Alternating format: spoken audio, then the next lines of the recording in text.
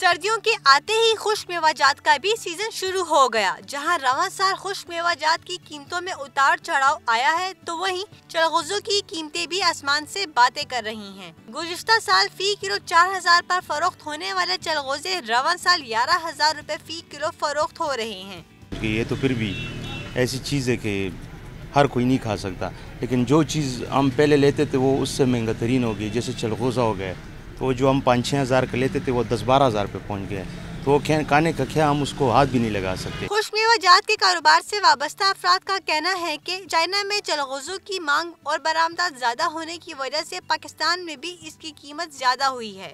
چلغوزہ پچھلے سال جو ہے 3000 روپے تھا، اس سال 11000-12000 روپے میں بک رہا ہے۔ چلغوزے کی وجوہات یہ ہے کہ وہ چلغوزہ سارا جا رہا ہے چائنا، اس سے کریم بنتے ہیں، دوائی بنتی ہے، یہ اس لیے مہنگا ہو رہا ہے یہاں سے۔ خشک میوہ جات کا کاروبار کرنے والے کہتے ہیں کہ رواں سال خشک میوہ جات کی پیداوار بھی کم ہوئی ہے۔ کیمرہ مین حضرت بلال کے ساتھ طیبہ خان، ڈان نیوز، پشاور۔